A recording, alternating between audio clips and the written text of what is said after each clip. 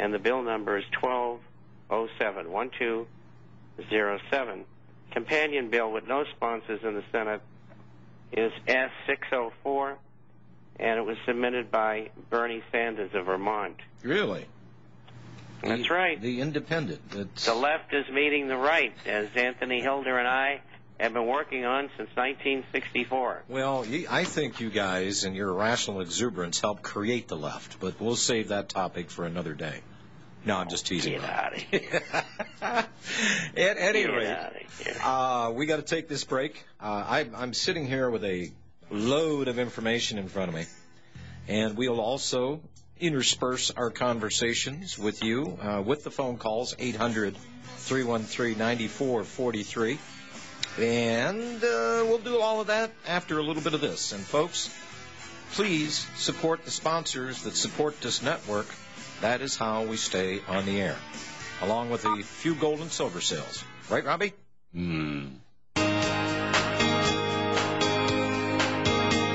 Bob, as you wrote in your International Forecaster, I was looking at the markets today. Gold, evidently they're not trying to sit on it anymore. Gold's back up to $923.30. Dow, all the bad news that hit the markets today, the Dow still managed to go up 50 points. NASDAQ was down 15 and some change. But the United States dollar, Bob, it's off 44 cents at 82.35. Well, that's correct. And, you know, they tried to drive down gold early on. They were unsuccessful. And when that happened, the gold shares kind of went a little berserk, and bullion followed. We had AEM up 6.15%, GG up 5.70%, Mindfinders up 5.54%, and Silver Standard up 5.95%. So it was a very good day all around. But they did try. And in the last hour, they took the Dow up 100 points. And that was the U.S. government doing that. And interestingly enough, through my conversion process, where I do a conversion so that you can read the Dow and S&P and NASDAQ points, the S&P was off the equivalent of 8 Dow points, and the NASDAQ was off the equivalent of 92 Dow points. And the day before, it was off quite a bit as well. And this market is long in the tooth, and it's going south. Well, you know, I'm seeing a bunch of doublespeak going on here. Greenspan, he was talking to, let me see, the National Association of Realtors in Washington, and he says we are finally beginning to see the seeds of a bottoming. And he went on to say the U.S. is at the edge of a major liquidation in the stock of unsold properties, which may help stabilize prices. Companies in the U.S. have sold bonds at a record pace so far this year, including $3.75 billion offering from Microsoft Corporation, the largest software maker. Another story, home prices in U.S. dropped most on record. So you're having Alan Greenspan saying, hey, we should be exuberant here. I see the seeds at the bottoming. I don't know exactly what that means. Yeah, they did the same thing. It means a lobotomy. Yeah, I mean, they brought Abby Joseph Cohen on CNBC today to tout that same garbage. Yeah, we're at the bottom, and the green sprouts are shooting. We laying more manure onto the landscape of America in the form of Federal Reserve notes, and something will grow. We know it. Well, she's a nice old lady. But I got to say this, that you're absolutely right. And Trichet came out yesterday and said relatively the same thing. And, Robbie, do you speak French?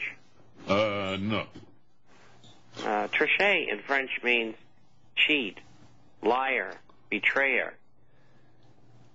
Interesting, isn't it? And doesn't he have a matrimonial problem going on? Oh, they all do. They all get their lovers, and of course they're all devout Catholics and all of that stuff. And God's going to let them into heaven, even though they're trying to seduce half the population. No, but, the Catholics have an interesting way of doing this. You can commit the most egregious sins, but as long as you tell your confessor, hey, no problem. And I don't know if they drop the purgatory thing. That's where you're halfway between heaven and hell. You go to purgatory, cook for a while until God decides that you're good enough and you've been sanitized to get to heaven. The Catholics have a lot of strange stuff, and I know because I was raised Roman Catholic, so no phone calls or emails, please. Now, wait a minute. I was as well, and I was an altar boy as a child. Well, I used to drink the wine. That's why I never could be an altar boy. I was always drinking the stock. Disgusting little creature that you are. Hey, back to this GM thing. I just pulled this out.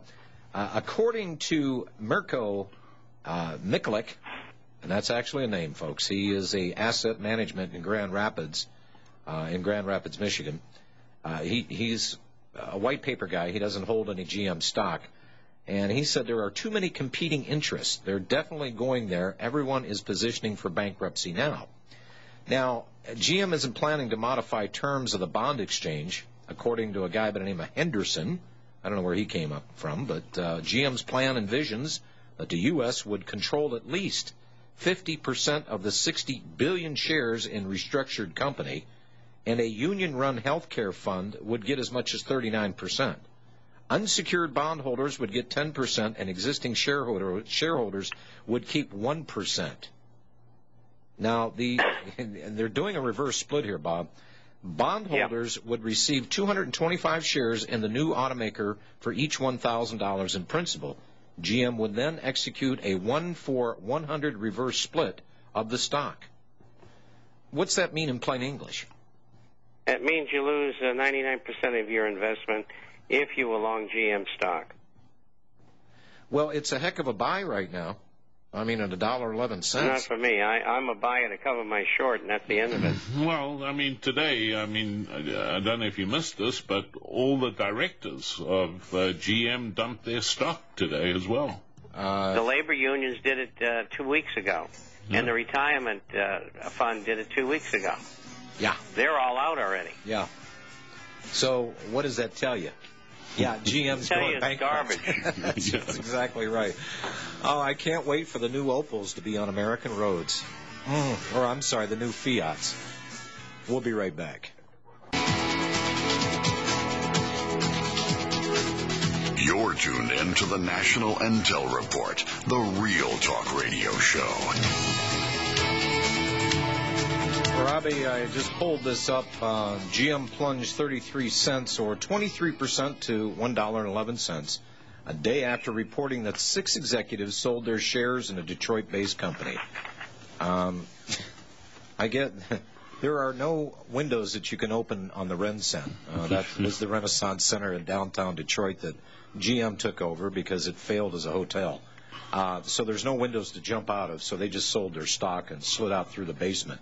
Now, Ford, on the other hand, its shares, stock sale registration, is the first time the company has offered common shares directly to the public. Now, the automaker listed on the NYSE in 1956 after the Ford Foundation, then its philanthropic affiliate sold its stock in a private transaction. I've been asked over the years, is Ford Foundation and Ford Motor still connected? No, they are not. Now, Ford, which lost a record $14.7 billion last year, ended March with a $21.3 billion in cash from automotive operations. The Dearborn, Michigan-based automaker consumed $3.7 billion in cash in the first quarter. By adding cash to the balance sheet, Ford is seeking to forestall a need for government rescue, even if U.S. auto sales remain at the 27-year low. Well, Ford is having somewhat of a break here, gentlemen, because of the uncertainty with Chrysler and General Motors. Some of the people that still want to buy at least a badge that says it's American.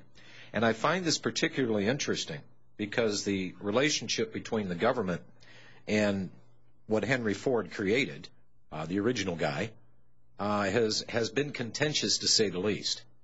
So it's interesting to me that the one company out of these three that the government is just trying to help they don't need to help Ford. And Ford is basically saying, hey, government, back out of our affairs, the same thing that Henry Ford Sr. said to Franklin Delano Roosevelt back in 1933. He wanted old Henry to fix the wages, and Henry said, no, you go to hell. I'm not doing that.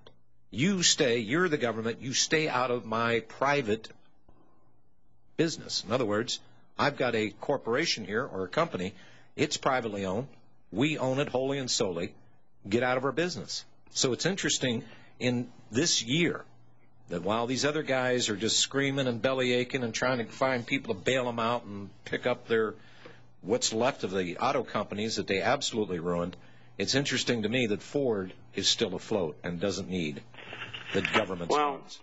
You know, as early as the 1960s,